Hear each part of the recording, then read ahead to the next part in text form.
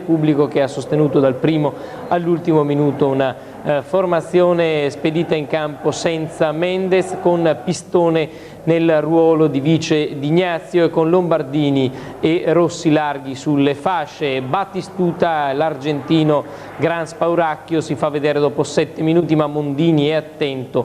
Maini pesca Rossi, che in acrobazia non riesce ad agganciare il lancio dell'ex romanista, vivace e concreto come Di Carlo a centrocampo. Si fa vedere ancora la Fiorentina, da Orlando alla palla Anselmo Robbiati, chiude Sartor, molto attento, molto efficace. Buona palla recuperata a centrocampo da Rossi e intervento falloso ai suoi danni, una Fiorentina che è andata spesso sul pesante e in questo caso ne fa le spese. L'ottimo Rossi nella fase iniziale, poi un calo per il toscano, infine il gol a galvanizzarlo. Rui Costa, angolo che impensierisce Mondini, una sorpresa in positivo, il ragazzo straordinaria la sua prestazione. Qui Di Carlo recupera palla a Rui Costa, per l'arbitro 3 Ossi e calcio di punizione, ed in più c'è anche cartellino giallo per Di Carlo. E Vicenza prova i brividi su questa staffilata di Battistuta, su cui è bravissimo Mondini, e altrettanto non lo è Serena, che alza a porta sguarnita. Protesta vivacemente sia Guidolin che il presidente Dalle Carbonare, che viene allontanato dal campo da 3 Ossi, ma aveva ragione, perché l'interpretazione dell'arbitro, come vedremo in Moviola alle 20, non era in questo caso particolarmente azzeccata. Vicenza comunque, dopo aver tenuto bene per la prima mezz'ora, ha una flessione nel finale del fuorigioco, guarda le linee tutti da dimenticare. Ripresa, si fa vedere subito Otero, il destro centrale, non impensierisce Toldo.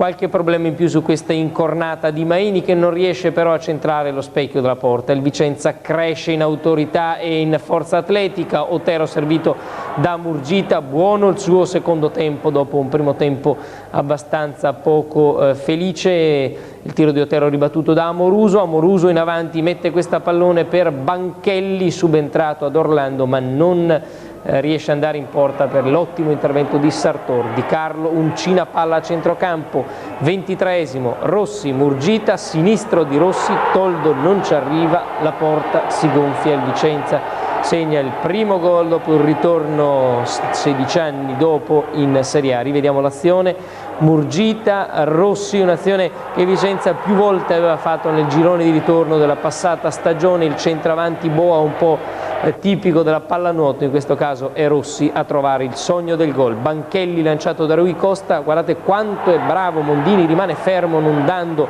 punti di riferimento all'attaccante, riuscendo così a bloccarlo a terra. E poi su questa incornata di Battistuta, l'unica volta che Battistuta riesce a tirare in porta, non da punizione, ben chiuso da una prova gagliardissima, precisissima di Bjorklund e Lopez.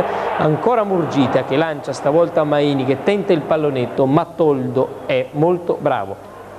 Rui Costa, Mondini, c'è ancora e riesce a parare il gran fendente del portoghese. La formazione di Guidolin, grande organizzatore della sua squadra. Un fischio finale che è una liberazione per un intero stadio e per questi giocatori che si erano votati fino all'ultima goccia di sudore a cercare una vittoria, peraltro alla fine parsa anche meritata. E come sempre l'abbraccio con i tifosi, con questo tuffo che è una sorta di rito, che è un ringraziamento a quanto fatto dal pubblico sugli spalti.